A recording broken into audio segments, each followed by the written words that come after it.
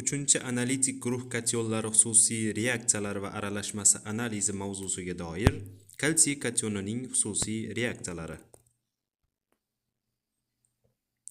Kalsiy kationi xususiy reaksiyalari. Birinchi, ammoniy oksalati kalsiy kationi bilan oq rangli cho'kma hosil qiladi. Reaksiyaning ionli tenglamasi quyidagicha. Tajribaning bajarilishi: kalsiy tuzi eritmasiga 4-5 tomchi ammoniy oksalat eritmasdan qo'shiladi. Natijada oq cho'kma hosil bo'lishi kuzatiladi.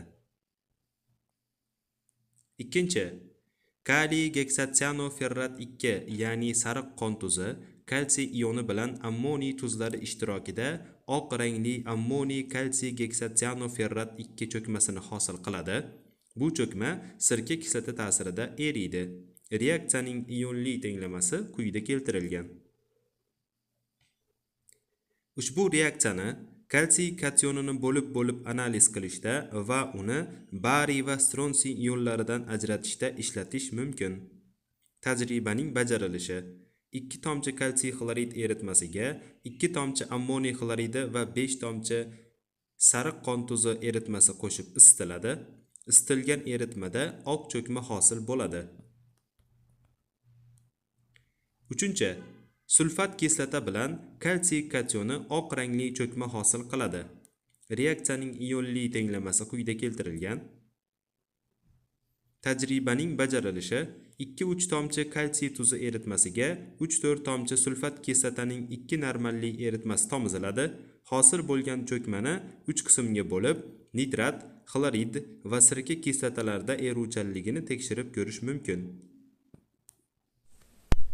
Eritmadagi kalsiy ionini aniqlash uchun quyidagi sifat reaksiyalarini amalga oshirish mumkin.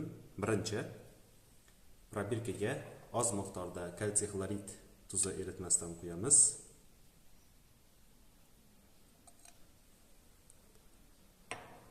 Unga natriy oksalat eritmasidan ozgina tomizamiz. Natijada ko'rib turganingizdek kalsiy oksalat oq cho'kmasi hosil bo'ladi.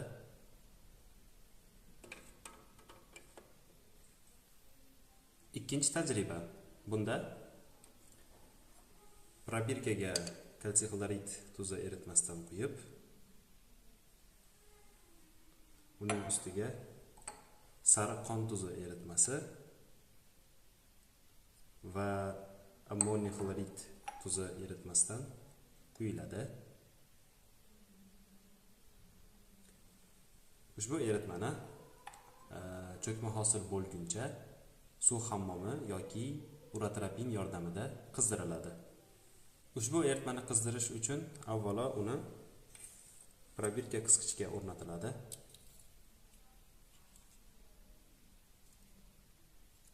So'ng asta-sekinlik bilan va ehtiyotkorlik bilan uroterapin yoqiladi.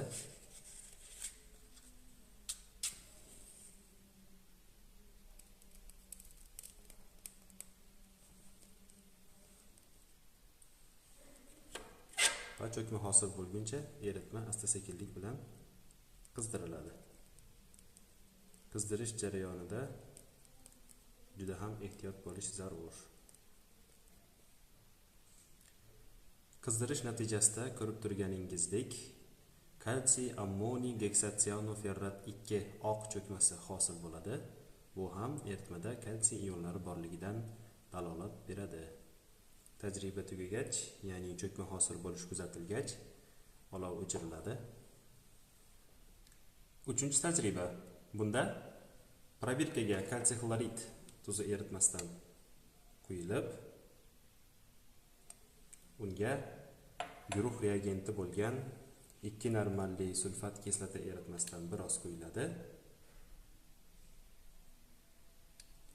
Ko'rib turganingizdek, reaksiya natijasida kalsiy sulfat oq cho'kmasi hosil bo'ladi. Eritmadagi kalsiy ionini aniqlash uchun mana shu reaksiyalarni o'tkazish mumkin.